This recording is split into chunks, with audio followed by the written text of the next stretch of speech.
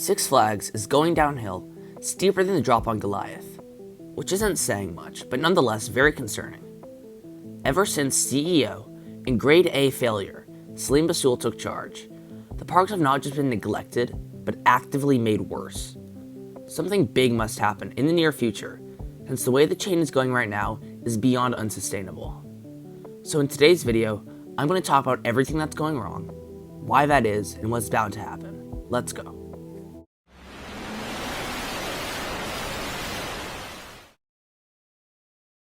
This whole mess started when then CEO Jim Reed Anderson stepped down. And despite making some of the cringiest videos ever made, he actually wasn't all that bad. In 2017, some undercooked meatball took charge, and that went about how you would expect. Jim took control back, but now Salim Basool is in the driver's seat. I'm not going to give away his life story, as his credentials are clearly irrelevant, and he's just some dense dude. Anyway, he became CEO sometime in 2021, and it's been straight downhill from there. He replaced the rather clever and profitable, and actually good value membership with these BS passes that are ridiculously priced and barely offer anything. If anyone has any insight into why he did this, please let me know.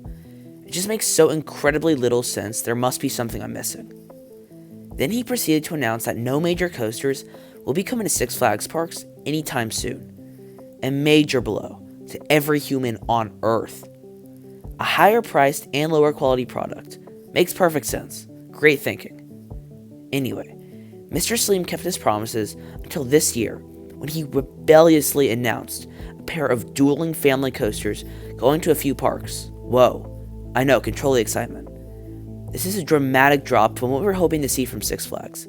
More single rails, and even some work with B&M after Cliffhanger. Let's be real for a second. I must concede that my home park, Six Flags Magic Mountain, has seen some improvements in other things, like landscaping, theming, and overall just a cleaner park. But things have also gotten worse in many aspects. So many closed rides. This is a constant problem, and I would love to know if this is the case at other Six Flags parks.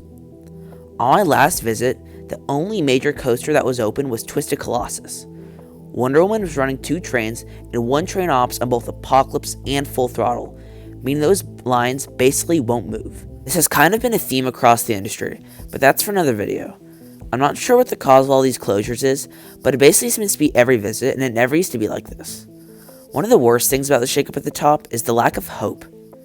It was always fun to speculate that Six Flags Park is getting a Giga or a Hyper, but this guy leaves no room for that. I'm happy if the park gets a new trash can. People are clearly noticing this, and there are less of them at Six Flags parks. Lines are not shorter because of the ops, but the midways and food lines are notably less crowded than in previous years. Let's talk about different possibilities for Six Flags in the coming future. I'm not sure how much longer I can see Six Flags sticking around in its current form. They've declared bankruptcy a bunch of times, and I wouldn't be surprised if we see that again in maybe 3 to 5 years. But the way things are going, I really think Six Flags is going to need to sell some of its properties, and not just the crappy ones. Great Escape and Frontier City are no-brainers. I would say La Ronde and Six Flags America as well, but my understanding is that these are pretty profitable parks for Six Flags. I'm looking at parks like Six Flags St. Louis, Darien Lake, and Over Texas. Also a bunch of their nonsense water parks. The value here is really in the land, plus all the good coasters at these parks could be relocated to the remaining parks, attracting new guests. I would like to see Six Flags New England, and even Magic Mountain get a Mr. Freeze clone. Tangent at Darien Lake makes a ton of sense at a few different parks. The Batman clones could probably be sold off. Honestly, I wouldn't complain about this at all. Less places to travel to ride great coasters. Obviously, if these are one of your home parks, time to move somewhere else.